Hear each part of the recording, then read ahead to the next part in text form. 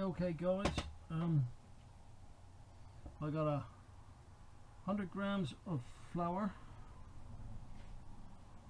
60 grams of sugar, right, and then about 20 to 30 grams of butter. Okay, all goes into a bowl. All goes into a bowl, and then you just mix the flour. Basically, try and not to get the butter stick to your hands. And just mix it all together by squeezing the lumps out the flour, or out the butter. So any lump of butter you find, just give it a quick rub, and it just like mixing cement really. You mix your sand and your cement together, and then you add your water if you need it. Well, you only need to add water to this if you're making a pastry. With a crumble mix, you just leave it dry. So it's equal parts flour, sugar, butter really. That's what you're looking at. There you are. And you do that to get a nice crumbly, dry, floury mix. That's it there, like that. Yep. Oops, got it there. There you go. That's it. Then you take your pre-cooked rhubarb. I like to do mine, I do a little bit of water with the rhubarb, get it to start steaming so the water's nearly disappeared, and then I add 3 spoonfuls of golden syrup into a cup, put about half a cup of water in on top of that, just mix it in so the water breaks up the golden syrup, and then I pour that in, and then I boil then, or not boil, but I soften the rhubarb with a little bit of that syrup, golden syrup, what would you call it, syrup, yeah. Right, now next bit is you want to keep it fluffy, so you don't want to go banging it on with a spoon or anything like that. Keep it as fluffy as you can, right? So there it is there, and just spread it over the top. Don't go messing about with it, because as soon as you start tamping it on the top and all that gubbins, it's going to get compressed, and if it gets compressed, it's going to come out like a sheet of concrete. You want it nice and soft there, like that. Don't mess about with it. Give it a little tap. There you go. There it is, rhubarb crumble. That goes in the oven. Voilà. That's it.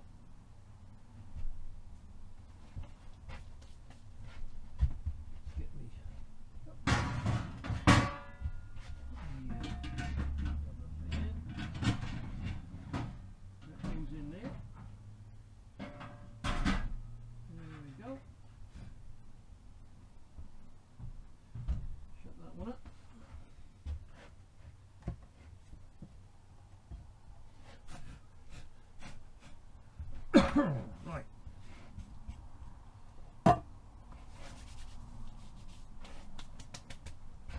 Next job I'm going to do, peel some spuds.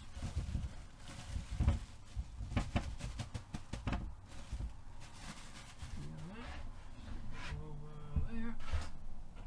Peel some spuds.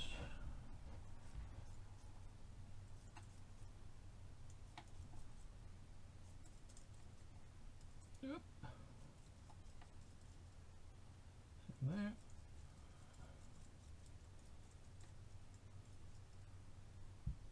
That's one.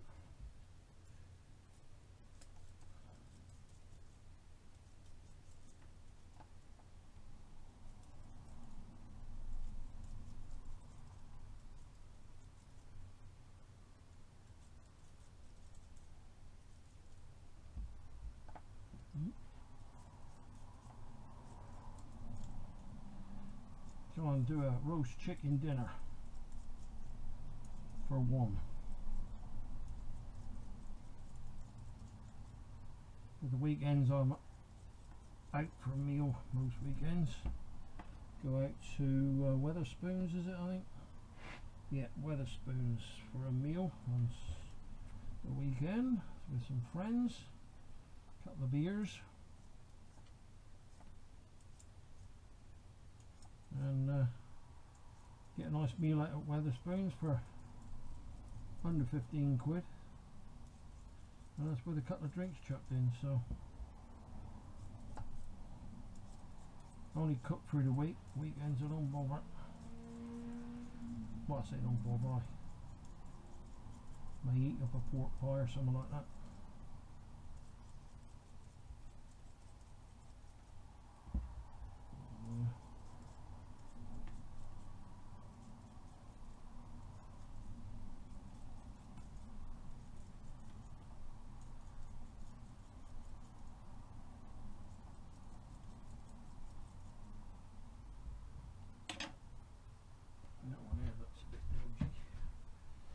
Pure the last one now. I just bought a new bag of spuds, so I use up the old ones tonight. Waste not, want not.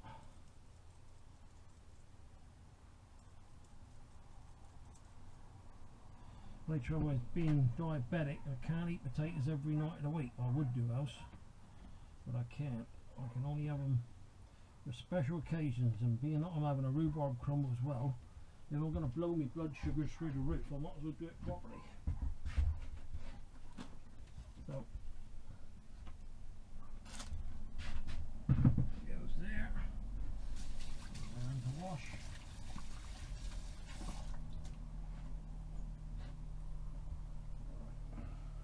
Throw them up. Double back. Goes there. The old knife.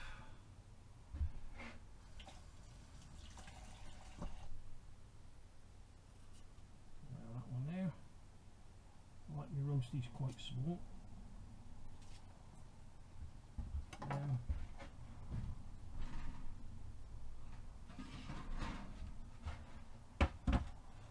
There's my chicken.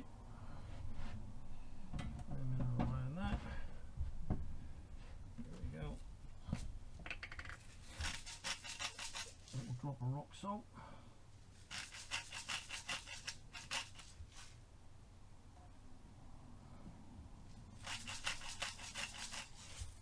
That's good.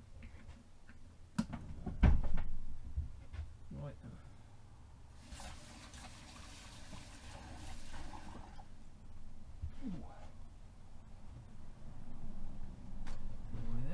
There's my knife.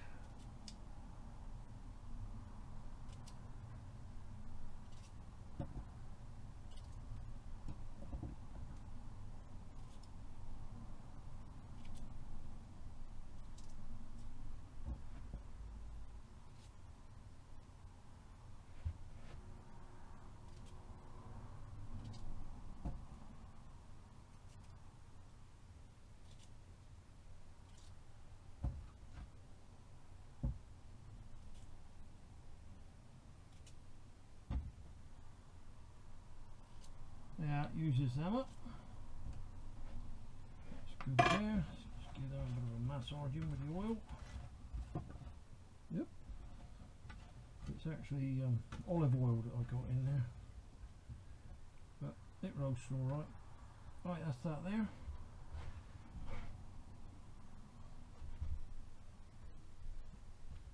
One other thing I like to do when I'm roasting is to take a little bit of tin foil. I'll bang that over there.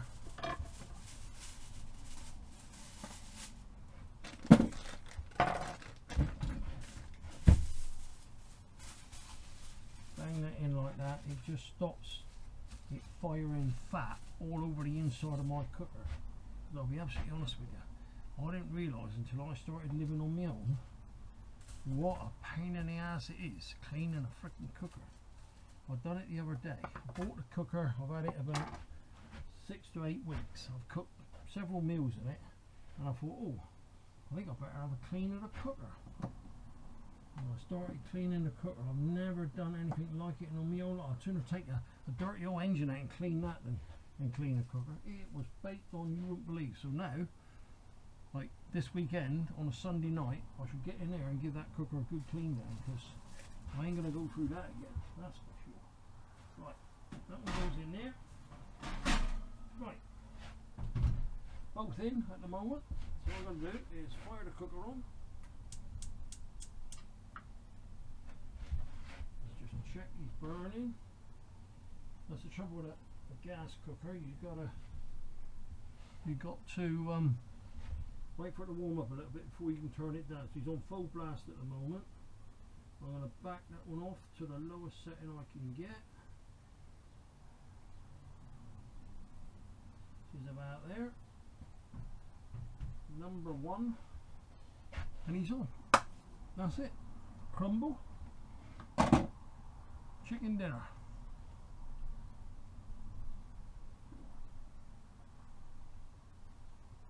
And that was only coffee.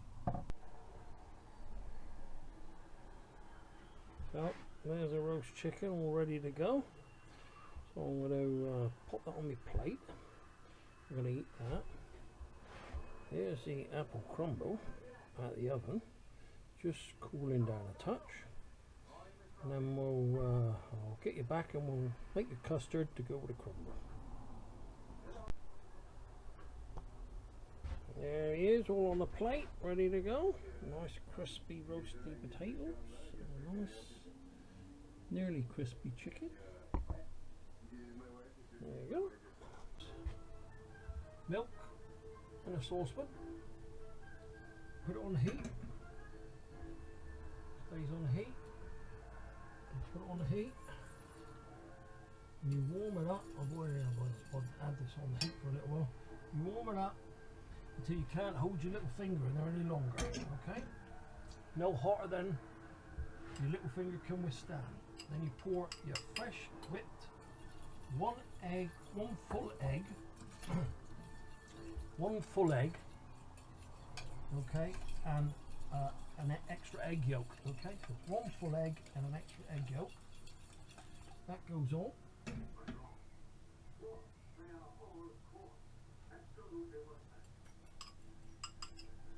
It's all in. If you allow that milk to get too hot, what's going to happen is it's going to you're going to get scrambled eggs. So the milk must be just hot enough for you to keep your little finger in there, okay? If you can't keep your finger in the milk, it's time to mix the eggs.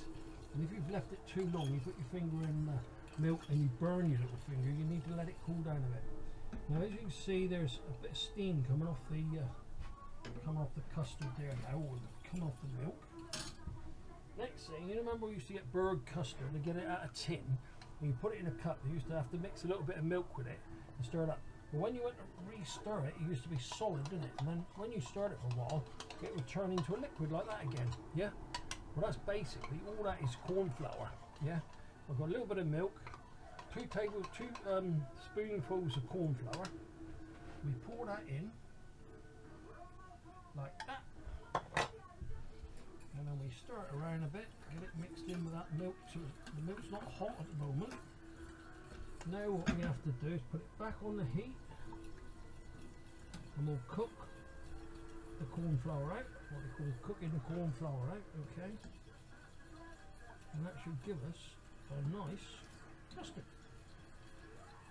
That's all custard is egg, milk, and a thickener, which is corn flour.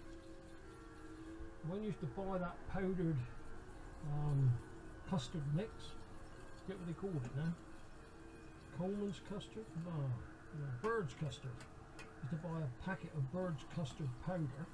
We could buy tins of custard powder. All that basically is powdered egg and corn flour. That's all it basically is. And then you take a pint of milk and then you turn that milk into custard. That's basically it. Right, so all I've done is I've used fresh eggs and a bit of corn flour to make exactly the same product, custard. Yeah. And you've got to get it bubbling. It needs to be bubbling before you serve it, because you need to cook that corn flour out, and you've got to keep it on the move all the time. Don't let it cook for too long. Keep it on the move.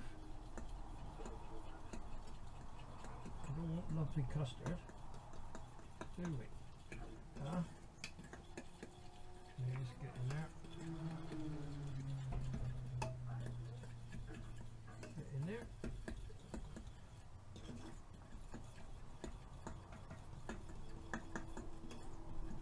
What I normally use is a whisk for this. Now, as you can see there now, if you can actually see it's bubbling. See it bubbling? That's the temperature you need to get it and the state you need to get it to cook that corn flour out. If you don't cook that corn flour out, it's going to taste powdery almost, and you get a bit of a glaze on it as well. If you want to be a bit more upmarket, you bang a bit of cream in there at this point, just a little bit of cream, just to make sure that corn flour is cooked out.